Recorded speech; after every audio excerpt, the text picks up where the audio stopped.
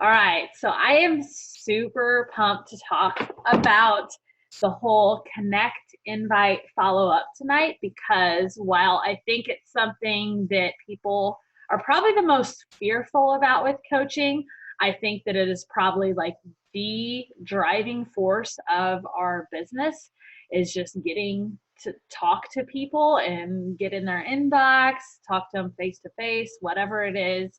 Um, and just building those relationships, building those connections, building trust, and things like that. So I'm going to keep this short and sweet tonight, but I wanted to make sure that I touched on this because I wanted people to know the importance behind it, but also just know how to kind of overcome that fear and what it can do, not just for your energy, but the energy of people that you're reaching out to as well. So why is connecting with people important? Well, it's important because if we don't do it, we don't have a business. I heard on a call recently um, from a guy who's a motivational speaker, but I think his wife is a coach, and he put it this way. He said, "We have these four vital behaviors as coaches. The first one is being product of the product. The second one's connect, invite, follow up. The third one is get people results and personal development." He said, anytime I've heard the word vital, it pretty much means life or death. And he said, if you have these vital behaviors, if you're not doing them, you do not have a business. And I was like, wow, mic drop. But it's so true. And I think not only like us being a product of the product is a big one, because if we're not like using the programs, using the products, then we cannot sell them. But I think talking to people and connecting with them and building relationships is probably the biggest thing um, that moves us forward in this business, but also just gives us energy. Like we get to talk to people, we get to know people, we get to build relationships in this community of positivity and support and just things like that. And I just think that is such a cool thing that we get to do. Just talking to people for a living. I mean, that's pretty awesome. But the biggest thing that I think that people sometimes get confused on is the difference between the connection, the invitation, and the follow up. And so that's kind of what I want to hit on. Connecting is just starting that relationship. I think of it as just like someone walking in the room and you say hello to them, or when it comes to social media, thanking someone or just reaching out to them and connecting with them in some way. If they start watching your stories, just sending a thank you to them for watching your stories. If they're liking or commenting on your posts, interacting with them in that way. If you are seeing pictures of them that they put out on social media, commenting on them is a big way that I connect with people, especially, moms that are posting stuff about their kids. If I relate to it, just reaching out or commenting on their posts and things like that are a great way to build connections. Um, if you have people watching your stories and they are posting stories too, I have been trying to do a better job of, and it's easy on Instagram because when you go through your Instagram stories and see who all's watched it, you see those little circles around their pictures. And I just kind of go through and I will watch them from my stories and make sure I'm like interacting with them in some way, either commenting, doing the little like reactions like the clap or the like heart eyes or just anything like that to just kind of build those relationships a little bit more. Another thing you can do is reaching out and sending birthday messages to people. So not just writing on their page, but actually having like genuine, heartfelt birthday messages that you send to them. So it's a little more private, more than just a happy birthday, like kind of like saying something that's a little bit more personal, um, and building connections that way.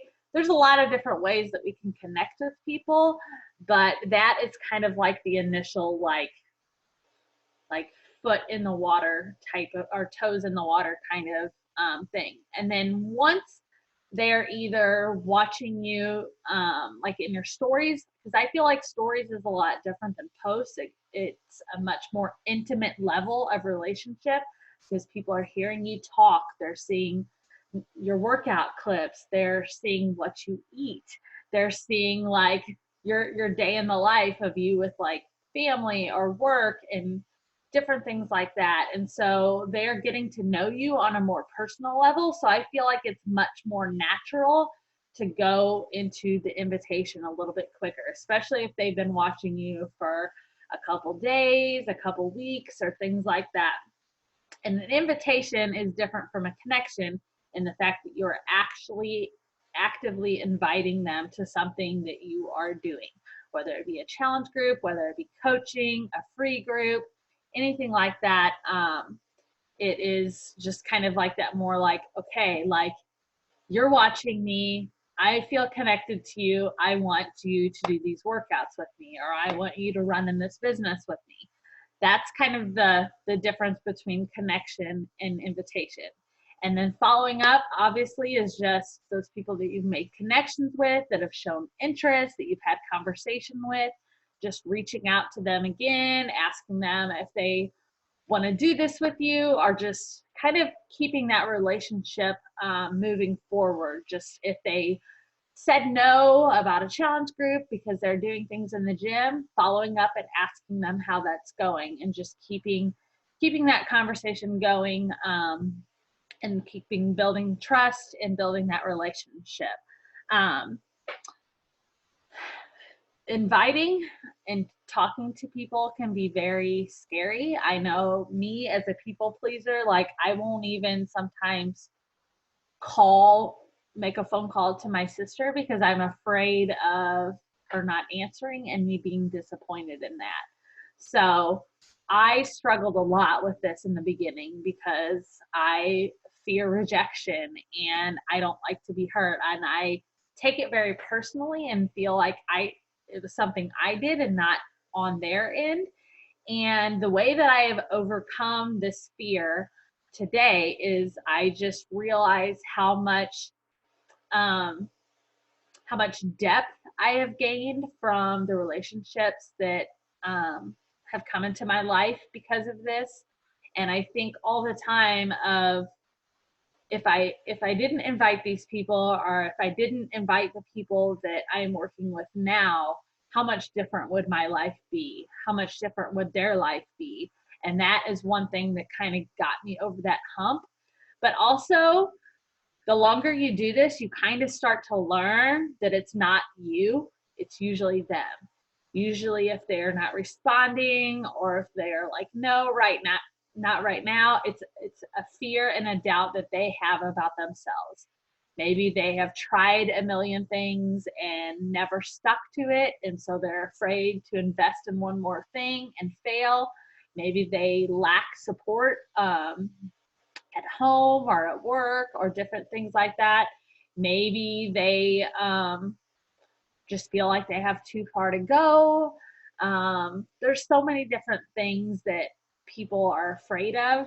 And what we can do by continuing to go through that connect, invite, and follow up with them is we're showing them that we're there for them. We're showing them that we believe in them and that we are not going anywhere. And when they are ready, we are going to be there to support them, and help them get the results and the solution that they need. So, what I always tell people to think of where your life would be had you never been invited.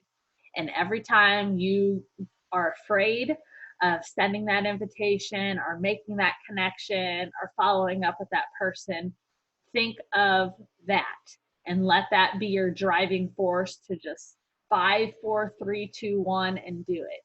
Hit send, hit, you know, watch their story, do whatever you got to do to connect with them. But know that it could be a game changer in their life, just like it was in yours. And why wouldn't you want to take that opportunity? And why wouldn't you want to take that relationship to the next level and be able to connect with that person by having them be a part of this with you. So that's kind of the main things I wanted to hit on tonight. I am going to ask Belinda to share some things that have been working for her lately, how she is going through the whole connect, invite, and follow up for her business to try to help 3 new women each month so far this year. So, Hey. um, I I feel like if I'm having somebody send me an instant message, they want something. Like say, "Oh, thanks. Yeah, I watch your stories. Maybe I'm interested." But just beating around the bush is not really like my cup of tea. Like maybe I'll send out a birthday invite, like Elena said, or maybe like a new story watcher or like somebody that I just friended on Facebook. So you just friend somebody, sending out just random requests. You don't know people, and you friend somebody, and then they automatically start watching your stories. If they watch my stories for about 3 or 4 days, I might send them a thank you and say, "Hey, thank you." But for the most part, all of my reach outs are invite based. Everyone knows I run challenge groups. Everyone, if you watch my stories, I'm a Beachbody coach. I drink Shakeology every day because I show them that I'm drinking it. They may not know what it is, but they know I'm drinking something every day. They know I run accountability groups. They see my post. They know I like fitness. So if I'm going to show up in somebody's inbox, I'm going to get straight to it and say, "Hey, do you want to come work out with me? Do you want to do home workout? Do you want to try it?" And if they don't respond, but they keep showing up in my stories, I send them another invite. And if you keep showing up in my stories, I'm going to keep inviting you repeatedly until you block me or quit watching my stories. Because there's a reason you're watching my stories every single day. And some of them like get pretty lengthy. Like I'm talking, and if they're there at the end of it, like they're listening or they're paying attention, they haven't swiped out of you. So they're there, they're watching, they're paying attention, they're curious. So you're gonna get a message from me. Like if I'm watching a Beachbody coach's stories and they're like, "Hey, how are you?" Just trying to make small talk. I already know what they want from me. Or if they're, a skinny coffee person, I already know what they want from me. I don't usually like be salesy. It's just basically I'm just providing support for home workout programs. Do you have health goals? And then if they reply to me, I send them a form so that we're not going back and forth on goals and everything. I just send them a form, they fill it out, and then I can read it, and then I can send them a message back hitting on the points that they have trouble with. And I've had a lot of people fill out the form, and then when I send them a message, they don't even like respond to me. So I actually need to get going back through my form to people who haven't responded back to me after I've reached out to them, because they've taken the time to fill out a form. Like some people put long answers in there. Some people, give me their phone number. At the end of it, it asks for the phone number. Like I have people's phone numbers, but when I reach back out to them, I guess they're scared. Maybe they're scared. They've opened up and reached out, or didn't reach out. I reached out, but they opened up and shared some things with me, and they're probably like, "Oh my God, I just shared something with a complete stranger." So maybe I'll get back in their inboxes soon. But that's basically what I'm doing. I post on Facebook. A lot of people don't like my fitness posts or stuff like that, and I don't know. People will like my posts about my family and my kids and stuff, but I don't get many people unless they've already joined me or they're on my team that like my fitness or my coaching posts for the most part. Um, so when I get a new liker, I don't necessarily like freak out and invite them. Like I usually only reach out bluntly to like story watchers. Um, because like Elena said, that's more intimate, and they are, we're talking to them basically like we already know them. So, if they're listening and they're watching all the way to the end, they need to get invited at least once every 3 weeks.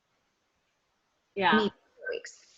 Yeah, I'm kind of the same way. I mostly just reach out to people for my stories. I every once in a while will go to my posts, especially if they're like transformation posts. I might reach out and invite people from that. But 9 times out of 10, all my people are coming from my stories.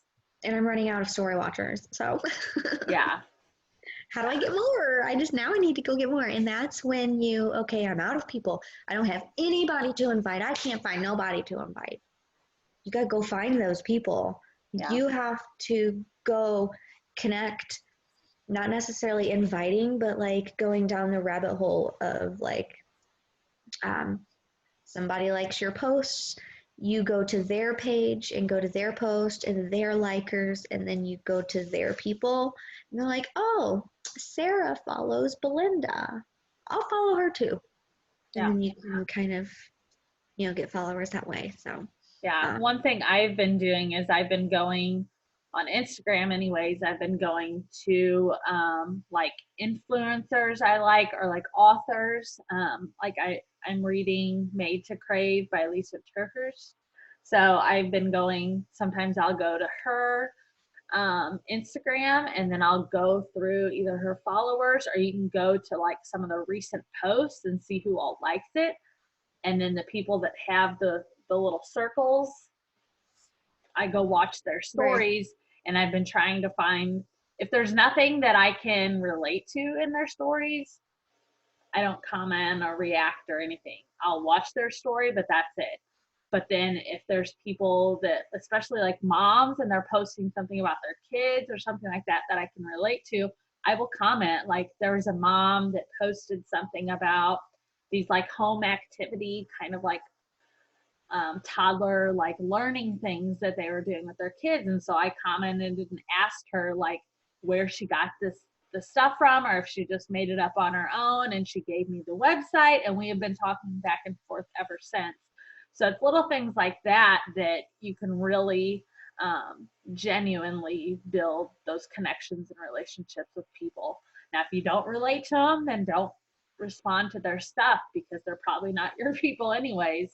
Right. But thinking of like motivational speakers or photographers, or like I said, authors, or people that run podcasts or different things, like people on TV shows that you like if you're a big HGTV person, like going and finding people that host those shows and going and finding some of the people that are following them that you feel like you relate to. Like first thing I do is I look at their picture, and then if they have a story, that's where I try to interact, because let's be honest, on Instagram especially, a lot of people don't comment on posts and stuff, but if you get in their stories, that's like we said, a very much more intimate way to connect with people, because you're seeing like if they're behind the scenes of life.